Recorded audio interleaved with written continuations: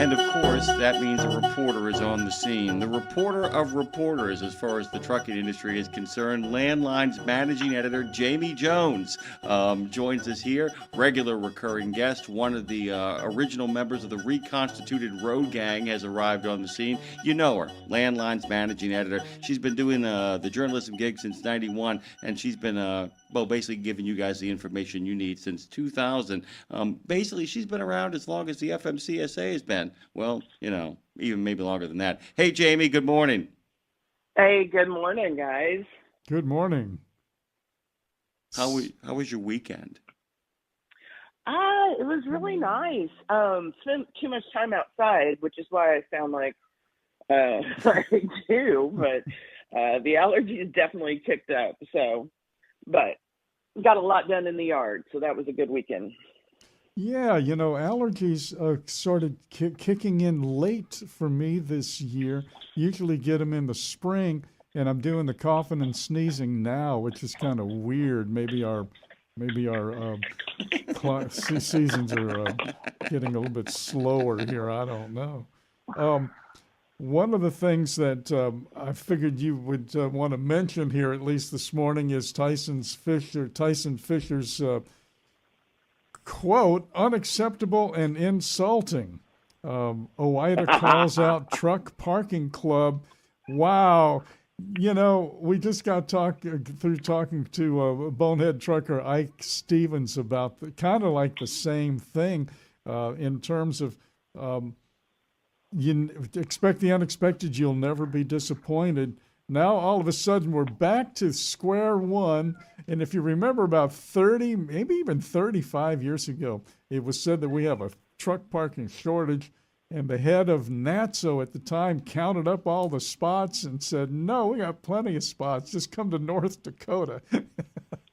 Yeah, that was a rough time. Yeah, and so that went right down the slide, right into the mud pit immediately. But that sort of thinking now is coming back, but there's a price tag attached to it because we do have truck parking out there, but it's not being sold.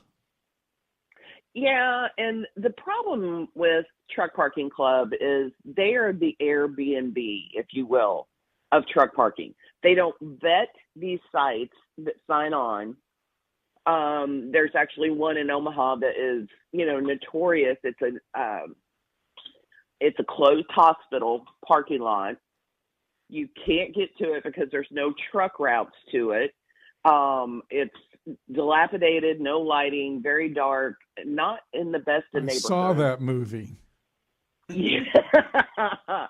But, they're counting those spots as safe and secure. Really? I mean, Jason Rivenberg was parked at a closed gas station, when he was shot and killed for $7. Mm-hmm. That was not a safe and secure spot. So you can't count places like that.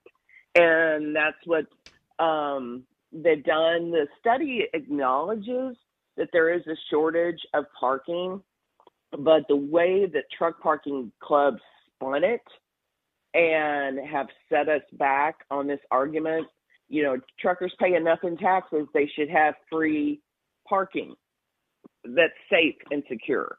They pay so much in taxes to the Highway Trust Fund that there's absolutely no reason they shouldn't have more truck parking than they do right now. Yeah, and the problem dates back. Okay, well you mentioned Rivenberg, Jason Rivenberg. That crime occurred in 2012? Might have been 2010. Then Jason's Law was passed in 2012. Everything takes a couple of years at least. So 20 years later, here we are again, talking about the same thing again, but with a different wrinkle now because it seems as if is truck parking going to be like television now? I mean, we're going to have a subscription to 17 different services to see the 15 different channels we want to watch. You know what I mean? Like if everything is for sale, and I keep saying that this is the most expensive real estate on the planet, right off an interstate exit. That's prime real estate. It costs as much to park a truck as it does to buy the truck. Yeah. And what's so sad, it's almost like, well, it's like toll roads. You have to have all these transponders in your windshield, with another cottage industry. Yes. The margin for profit is so razor thin right now that when you're talking about $30 a night to park your truck, that's ridiculous. I mean, how many miles do you have to roll just to pay to park that night? So paid parking can and is going to be part of the solution, but it is not the solution. And that's what Truck Parking Club tried to sell with this thing. And OOIDA is not buying it. That's pretty obvious. That was a pretty hard-hitting article. Oh, Tyson did a fabulous job on that. I'm so proud of him. Yeah, and Jamie, that was my question in the limited time we got left. We got about maybe 45 seconds here.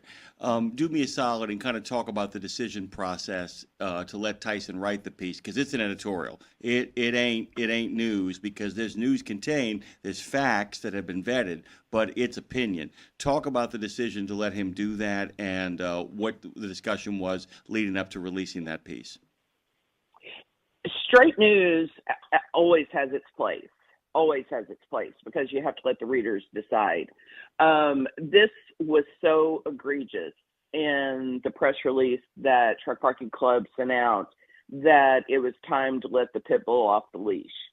So it wasn't a long process to get at that decision. It was a matter of, do they deserve it or not? And the answer was yes. And so we turned Tyson loose and let him do what he does great.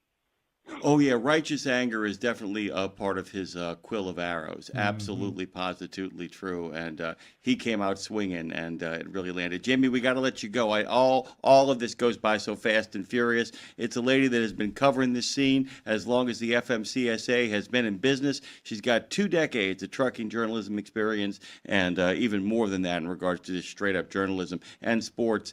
Are you excited about the NFL season? Not as much after Friday night, but yeah. I thought you might say that. Thank you, Jamie. We will talk at you soon. We'll rally. Hey, by the way, it's a long season. There's 16 more games to go. You're going to be just fine. Thank you, Jamie J. All right, later.